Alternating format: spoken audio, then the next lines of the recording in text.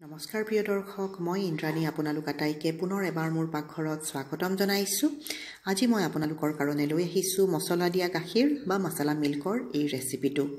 গৰ্ভৱতী মহিলা, ঘৰৰ বয়োজ্যেষ্ঠজন বা ঘৰৰ সৰুকেইটা সকলোৰে প্ৰিয় এই মছলা দিয়া গাখীৰ বনোৱাৰ পদ্ধতিটো একেবাৰে সহজ, খাবলৈ বহুত বেছি জুতি লগা হয় আৰু শৰীৰৰ কাৰণে বহুত বেছি উপকাৰী।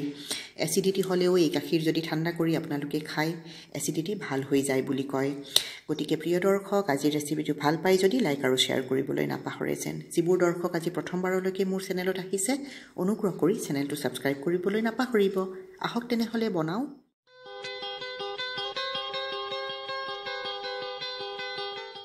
প্ৰিয় দৰ্শক, মছলা দিয়া গাখীৰ বনাবৰ কাৰণে এয়া 1 লিটাৰ গাখীৰ লৈছোঁ। গাখীৰখিনি মই গেছত বহাই দিছোঁ। এবাৰ উতলি অহাৰ লগে লগে গেছৰ ফ্লেমটো একেবাৰে চিমত ৰাখি মছলা দিয়া গাখীৰ বনাব লাগিব। এয়া গাখীৰখিনি উতলি আহিছে। এতিয়া গেছৰ ফ্লেমটো চিমত থৈ মছলা দিয়া গাখীৰ বনাম আৰু লক্ষ্য ৰাখিব লাগিব যাতে গাখীৰখিনি উতলি পৰি নাযায়। মাজে মাজে এইদৰে লৰাচৰা কৰি থাকিব লাগিব। গাখীৰখিনি যিমান ভাল কোৱালিটিৰ ল'ব, মছলা দিয়া গাখীৰ খাই সিমানেই মজা পাব। বাকীখিনি যোগাৰ চাই লওঁ আহক। এচিকুট কেশৰ লৈছোঁ, 2টা ইলাচি লাগিব 1 লিটাৰ গাখীৰত, 8ৰ পৰা 10টা কাজু, 8ৰ পৰা 10টা এলমণ্ড আৰু এয়া 6-7টা পিস্তা লৈছোঁ। পিস্তা দিয়াটো অপশ্যনেল হয়, খাই ভাল পালে ঘৰত থাকিলে নিশ্চয় দিব। আৰু ড্ৰাই ফ্ৰুটছৰ যিটো কাজু আৰু এলমণ্ড, সেইটোৰ হিচাপটো আপোনালোকে মন পচন্দ অনুসৰি কম বেছি কৰি ল'ব পাৰে। তাৰ কোনো ধৰা বন্ধা নিয়ম নাই। গাখীৰখিনি উতলি আছে মানে বাকীখিনি যোগাৰ কৰি লওঁ। আলমণ্ড আৰু কাজুখিনি একেবাৰে মিহিকৈ কাটি ল'ব। মোৰ তাত এখন সৰু ড্ৰাই ফ্ৰুটছ ৰুকনি আছে, গতিকে মই একেবাৰে মিহিকৈ এইখিনি ৰুকি ল'লোঁ। আলমণ্ডখিনি ৰেডি কৰি ৰাখি দিছোঁ। এতিয়া কাজুখিনিও এইদৰে ৰুকি পেলাই ৰেডি কৰি ৰাখি দিম। একেবাৰে মিহিকৈ কাটিব, কটাৰীৰে কাটিলে। এইদৰে কাজুখিনিও ৰেডি কৰি ৰাখি দিলোঁ। পিস্তাখিনিও এইদৰে মই মিহিকৈ ৰুকি পেলাই ৰেডি কৰি থৈ দিম।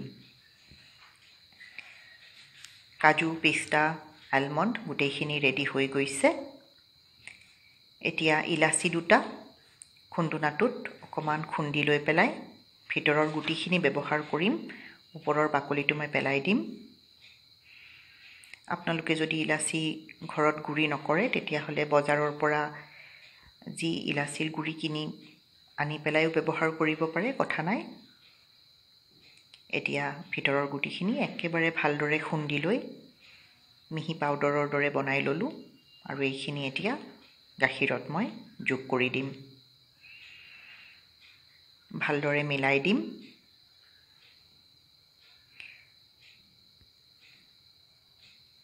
আৰু এয়া যে মই এচিকুট কেশৰ লৈছোঁ, গোটেইখিনি কেশৰ এতিয়া মই নিদিওঁ। 8-10 পাহি কেশৰ দি দিলোঁ। বাকীখিনি কেশৰ থৈ দিছোঁ, পিছত গাৰ্নিচিঙত ব্যৱহাৰ কৰিম। কেশৰ দিয়াৰ লগে লগে গাখীৰখিনি এটা সুন্দৰ কেশৰী ৰং হৈ পৰিব, বৰ ধুনীয়া লগা হয়। ভালদৰে মিলাই থাকিম। মই গাখীৰখিনি লৰাচৰা কৰি আছোঁ। মছলা দিয়া গাখীৰ বনাবৰ কাৰণে 25-ৰ পৰা 30 মিনিট সময় লাগি যাব। 1 লিটাৰ গাখীৰ প্ৰায় 80% যেতিয়া ৰৈ যাব, তেতিয়া মছলা দিয়া গাখীৰ হৈ যাব। গাখীৰৰ কোৱালিটিটো ভাল ল'লে অলপ বেছি সোনকালে হৈ যাব, আধা ঘণ্টাৰ ভিতৰত। আৰু যদি অকণমান বেছি পনীয়া গাখীৰ থাকে, অকণমান সময় আপোনালোকে হয়তো বেছি উতলাব লাগিব। এতিয়া মই মিহিকৈ কাটি থোৱা আলমণ্ড আৰু কাজুখিনি ইয়াতে যোগ কৰি দিলোঁ। ভালদৰে মিলাই দিম। গাখীৰখিনি 15 মিনিট হৈ গৈছে, উতলি আছে। মই লক্ষ্য ৰাখি আছোঁ যাতে উতলি পৰি নাযায়। মছলা দিয়া গাখীৰত আপোনালোকে যদি বিচাৰে চেনি নিদিয়াকৈও খাব পাৰে, আৰু চেনি লাষ্টত দিম মই। চেনিৰ পৰিমাণটো নিজৰ ইচ্ছামতে কম বেছি কৰি ল'ব পাৰে। এই মছলা দিয়া গাখীৰ খাবলৈ বহুত বেছি জুতি লগা হয়। বাহিৰৰ পৰা অনা হেল্থ ড্ৰিংকছ দি থাকোঁ আমি সৰু ল'ৰা ছোৱালীকেইটাক। বাহিৰৰ পৰা অনা হেল্থ ড্ৰিংকছতকৈ এইদৰে যদি ঘৰতে আপোনালোকে মছলা দিয়া গাখীৰ বনাই দিয়ে, খাবলৈও বহুত বেছি জুতি লগা হয়, শৰীৰৰ কাৰণেও ভাল। মই 2 টেবুলস্পুন চেনি ইয়াতে যোগ কৰি দিছোঁ। ভালদৰে মিলাই দিম আৰু এয়া 25 মিনিট হৈ গৈছে। মছলা দিয়া গাখীৰ ৰেডি হৈ গৈছে। সুন্দৰভাৱে গাখীৰখিনি প্ৰায় 80% হৈ ৰৈছে। আধা ঘণ্টাৰ ভিতৰত মছলা দিয়া গাখীৰ ৰেডি হৈ গ'ল।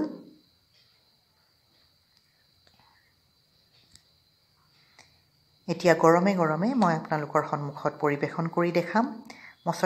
মছলা দিয়া গাখীৰ আপোনালোকে গৰমে গৰমেও খাব পাৰে বা ফ্ৰিজত থৈ ঠাণ্ডা কৰিও খাব পাৰে। যিদৰে ভাল পায় নিশ্চয় খাব।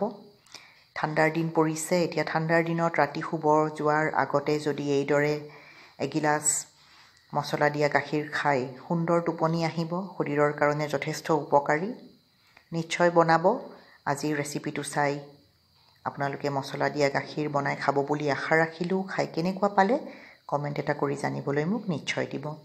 এতিয়া মিহি মিহিকৈ কাটি থোৱা পিস্তাখিনি ওপৰত এইদৰে সজাই মই গাৰ্নিচিং কৰি দিম আৰু দুপাহমান কেশৰো ইয়াৰে ওপৰত দি পেলাই মই গাখীৰখিনি সজাই দিম। আগতেও কৈছোঁ পিস্তা দিয়াটো অপশ্যনেল হয় আৰু কেশৰ দি গাৰ্নিচিং কৰাটো অপশ্যনেল হয়। বনাওঁতে যিহেতু আপোনালোকে কেশৰ দিব।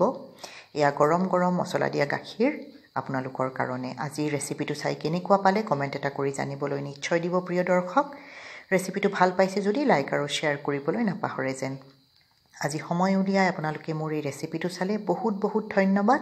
পুনৰ লগ পাম অতি সোনকালে।